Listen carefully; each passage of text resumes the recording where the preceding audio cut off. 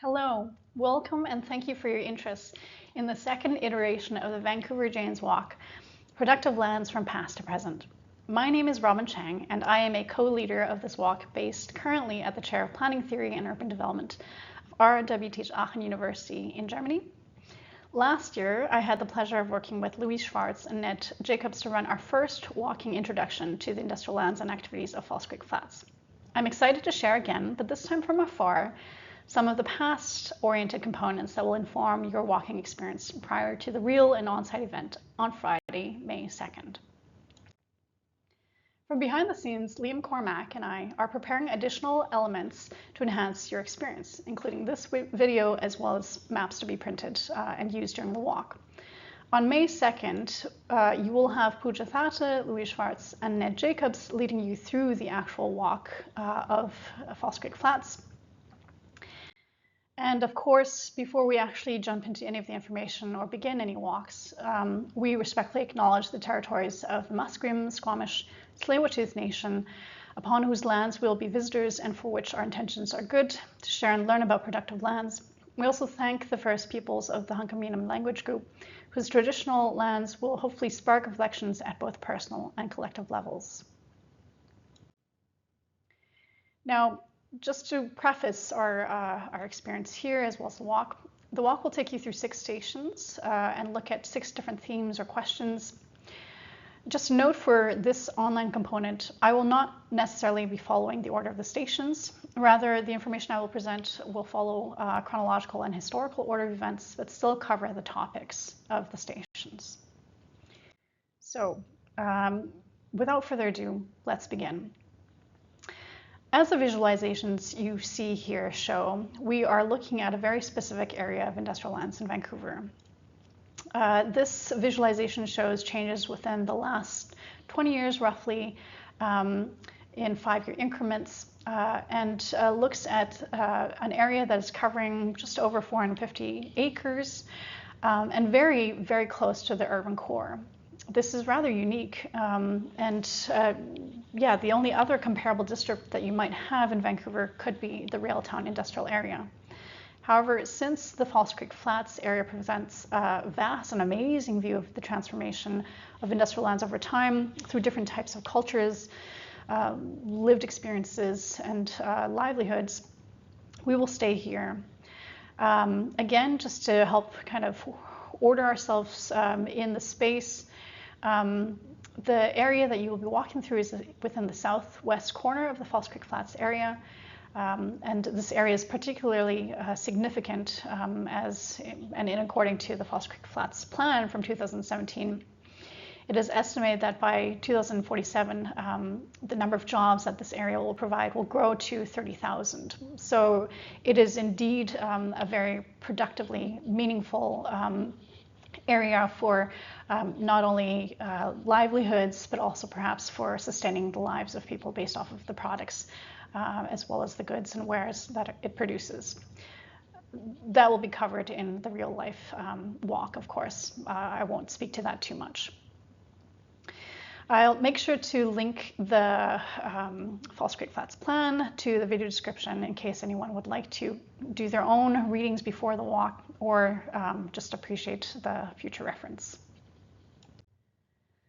So jumping into our walk, we will be dividing, or this online version of the walk, the experience into 2 sections. The first will look at the early phase, which is encompassing the pre-railroad development. And for this, we'll focus on the themes of nourish and regenerate, lasting homes, and work and diversity. So with nourish and regenerate, we begin first with what False Creek Flats meant prior to Europeans settling in the area. This area had a different name and a different meaning for the First Nations, who called this place home. This place was called Squatch Eyes and had different ways of being spelled or marked depending on which documents and materials you refer to. Needless to say, the definition is very much shared. So in historical accounts, in conversations with Chief August Jack Castellano, and recorded by the city's first archivist, Major Matthews, as well as modern day accounts with local First Nations representatives, Squatch Eyes is understood as a place where water is drawn down into a hole, whirlpool, water spring, or where water is coming up from the ground. But it is also described as a place of whirlpools and portals, and said to have been linked to bodies of water in the interior of Metro Vancouver, and as such being a place of very spiritual significance.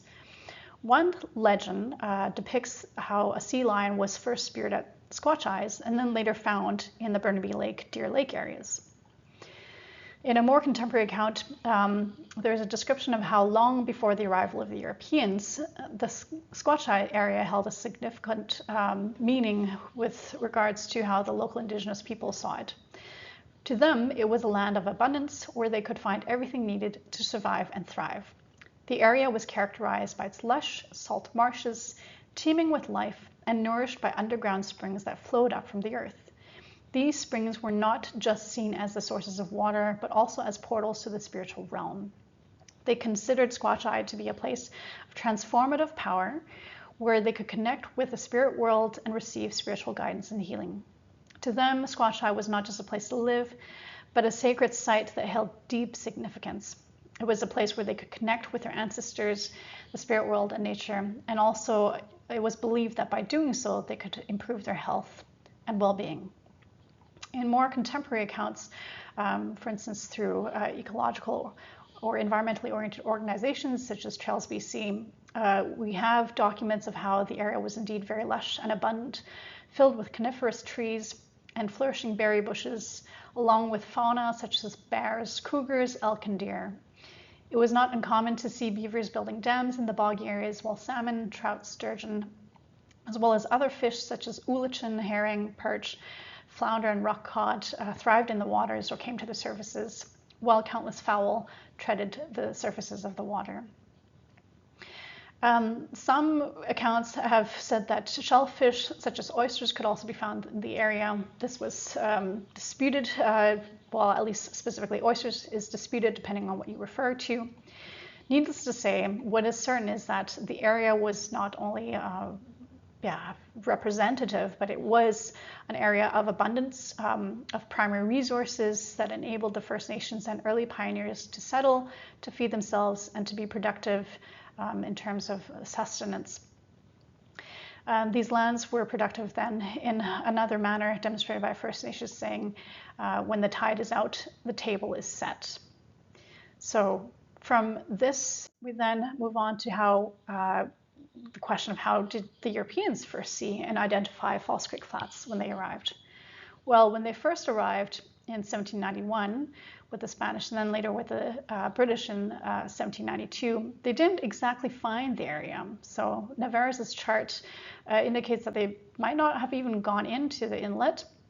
And it wasn't until Galiano as well as Vancouver came and explored the area that you have what could have been, or is likely what Squatch Eyes was in these located insets or inlets of their maps.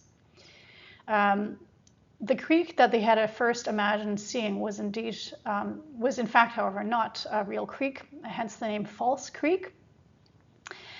And to this end, this provided a different view of how this place provided meaning for early settlers in the area. A view of what they could have seen when they first came here is illustrated in this image captured by and archived by Major Matthews of this view that Captain Vancouver might have been able to take in at the entrance of the Burrard Inlet. At this point in time, it would have been still untouched by any development, and specifically colonial development, and was home to the Squamish, Musqueam, and Tsleil-Waututh nations who migrated seasonally to the area. So home, in that sense, was a lot different than what it became later on. And indeed, with the settlers and the early pioneers, homes began to develop through the infrastructural and settlement development that encroached upon the natural lands, as this map shows from images from roughly the time of 1890s. The images accompanying this in black and white and in color are also views from False Creek Flats, one being from the Mount Pleasant area below, and the other one being from the east end of False Creek Flats Head. And you can see the different degrees of how homes were built up. In the black and white photo to the top right, we have the First Nations villages dotting the background, while new pioneer homesteads are being built up in the foreground. And along with that, the various stretches of roads and infrastructure connecting the new nodes of development. So home in this sense, and how the people were able to make use of these lands to nourish and regenerate themselves, changed with the arrival of different people, and also new names were given as well. So this trestle bridge that you see at the top right, also marked in the map of the city of Vancouver, was first known as Westminster Avenue Bridge. It later then developed into a much more bustling connector of sorts that was then recently renamed as Main Street after the area was filled in. Now, what would Jane Jacobs have to say about this? Well, she might have made some comments about the diversity of peoples, as well as the diversity of functions of the area. But with regards to the economic development and industrial development of the area, what she might have said, if we take her words from The Nature of Economies, is that new work was making its impact on old work. Or as her text says, to be sure, when new work is added to older work, it calls for more task in its own cause. And she speaks and writes about this in relation to economic development, but also innovation. So we can view this evolution as a form of development, but also innovation, at least from an industrial sense. And indeed, in later plans and images that we see, this continues. As more land is developed and subdivided, then it begets even more division of work in terms of how infrastructure and specifically railways are then built in. Most notable as well are that it is not only that there is a buildup of these types of infrastructures, but also that the buildup around False Creek and its tributaries evolve as well. So what you don't really see very well on this current map is various tributaries that have now been put underground, including Brewery Creek and China Creek. But along these tributaries, before they were covered, were emerging industries such as beer brewing that came out of the pioneers who emigrated and called False Creek or Vancouver home. A very good account of how some of this might have looked like is from an excellent presentation by Noel Phillips based off of her publication, her book, with regards to Vancouver's beer pioneers and sponsored by and hosted by the Vancouver Historical Society. If you do have time, I highly recommend watching that as well. But here we see a transition from the more primary or natural sources of food and sustenance, gearing towards more value-added and processed types of food and drink as well. And for those who want to see how specific types of breweries emerged in the area around that time, again, refer to the presentation from Noel Phillips to get details on that. And so this place became, of course, a place of homes, different types of homes for different types of people, and in that course of development, a very lively place for sustenance, at first for the First Nations, but then later on for diverse populations of pioneers. We see this also through the types of work that they then conduct amongst themselves or with each other. Again, in additional conversational accounts captured by the city archivist, we have some descriptions from the local resident, Mrs. Trites, back in 1939, who describes first how as a resident at the end of what would be now St. Catherine Street and False Creek, how they used to use, or her father used to use, small and shallow boats to transport manure from nearby slaughterhouses in the area to their ranch, or experiences that her brother had gone through in terms of hunting for duck, not only as a means to sustain themselves, but also as a way to help out other community groups, such as the Chinese community who prefer to eat cranes. They also comment on the freshness of this, saying that the ducks were not fishy at all, not fishy tasting at all.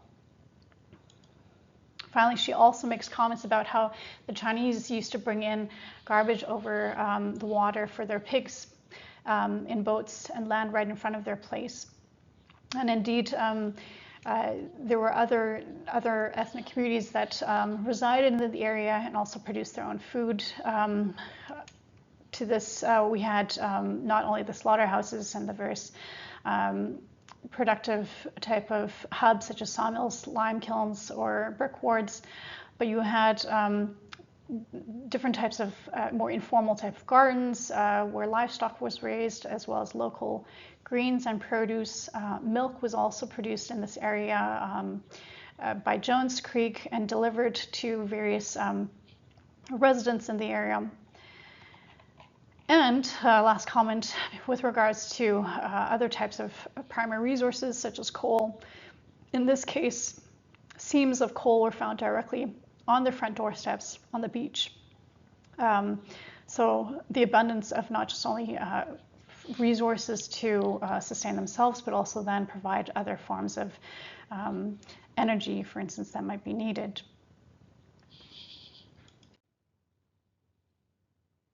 Along with the smaller forms of production that proliferated, other initial forms of primary resource extraction, such as forestry and manufacturing, also flourished. Forestry boomed as new planing mills and workshops were built up around False Creek in the late 1880s. During World War I, shipbuilding also became an activity of note as products necessary for the war effort were geared towards the industrial production and development. In addition to this, the need to transport coal, timber, farm, or even produce to the west grew. And so coal that was also found in the area was used to supply the Vancouver Electric Railway and Light Company so that they could motorize and transport the trams that they might have had, or the other forms of transport.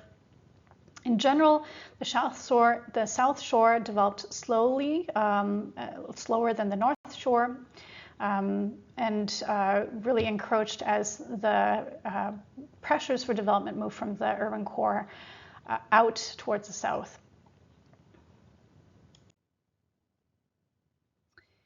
In this next half, looking at the history of False Creek Flats, we'll look at the types of trends that came with industrial and railroad development, and focus also on how new ways of connection, but also cutting through the landscape emerged, as well as how legacy buildings were then created, but also challenges emerged and probably are still a topic of lasting homes, while new forms of work and diversity also emerged too.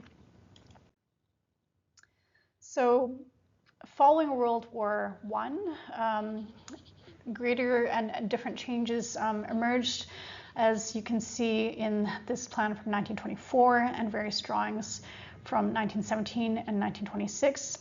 These demonstrate the push and the need for greater and extensive change in not only the landscape, but also in the infrastructure.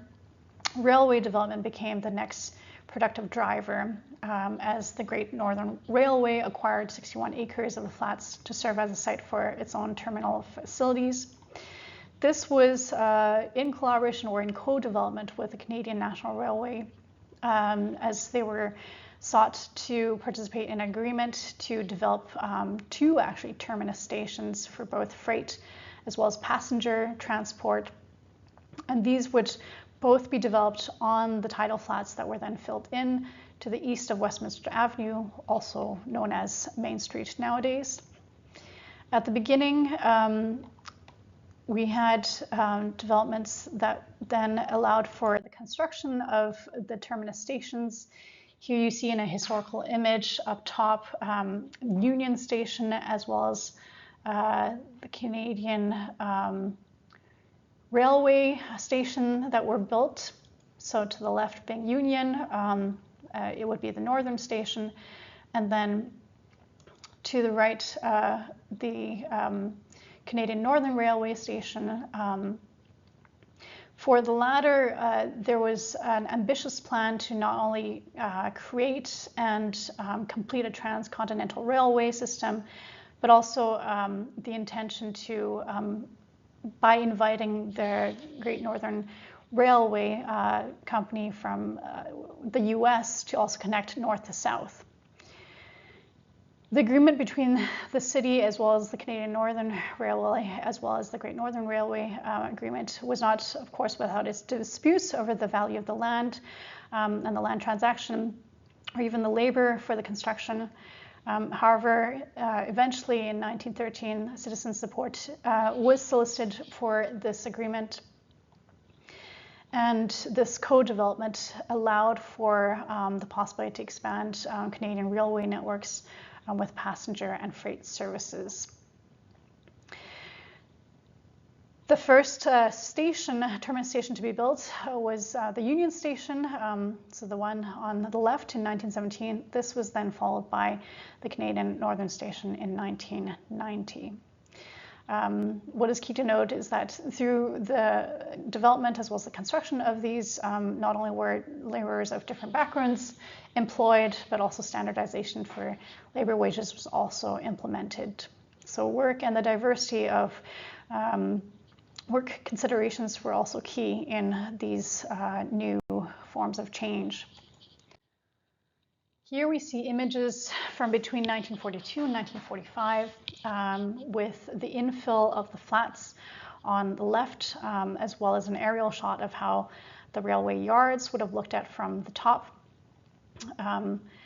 And we also see that the construction works that happened for the Great Northern Railway Station was rather impressive, enough so that it also left a legacy building for us today. In postcards that depict the two stations standing side by side, we have heritage sites that both are in existence still or that could have been. Because the Union Station was demolished, we do not see it today. The Canadian National Railway Station was renamed as the Pacific Central Station, but still stands and is a representation of legacy or heritage buildings that are still in existence and also viewable in the False Creek Flats area, along with other various commercial or warehouse buildings. More of these you'll probably experience during your on-site tour with Pooja, Louise, and Ned. In the boom of infrastructural development was also a growth in need for access to housing or homes more generally. So in both the late 1800s and the early so that area or phase of time following World War I into post-World War II, affordable homes was also an issue in a sense. That historical challenge is also being sensed today. It is a modern challenge. Hopefully it is not a mistake or an issue that we might need to be repeating from the past.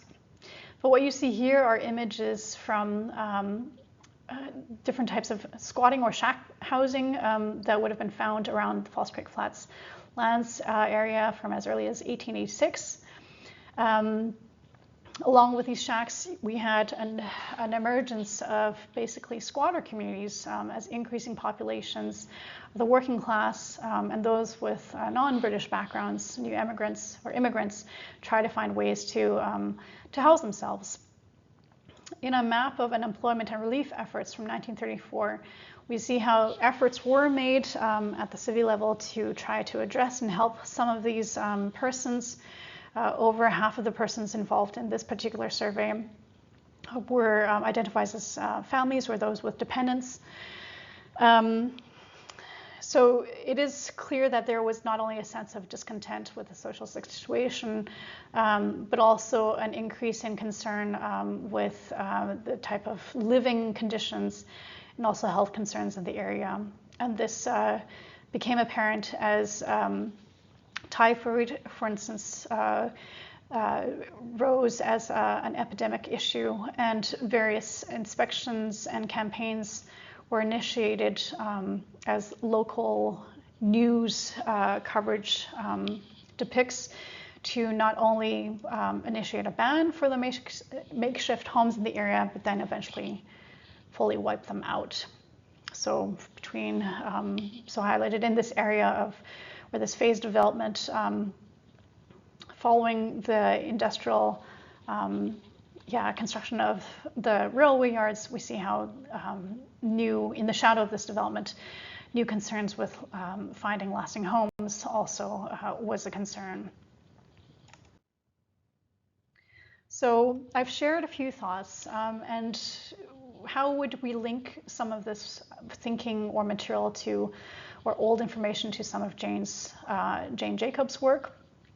Well, to some extent, we can look at the focus on the economic development that she has documented, with comments and critiques on how processes of economic development are all rooted in the development of work. She writes, if I am correct, in the development work that goes on in practical cities where one kind of work leads inefficiently to another. Let us now get down to examining the movements that go on within the economies of cities, the little movements at the hubs that turn the great wheels of economic life. And in this, she's trying to invite us to consider the micro-level types of activities and operations that really do generate the bigger and productive industries that we see in cities. This is perhaps maybe an invitation and a chance to reflect on and mull over what it means to be productive, or how lands can be productive differently, specifically in the context of the False Creek Flats. I hope that this will help add some depth to the insights that Pooja, Louise, and Ned will share with you next week in person. I wish everyone a great walk, and I hope that they enjoy the variety of ways to identify and relate to our city's productive lands. If you have any comments about this video, or want to learn more, or want to touch base with regards to our shared initiative on this particular Jane's Walk, don't hesitate to reach out. In different words, I will end by wishing everyone a great walk, and thank you for your attention.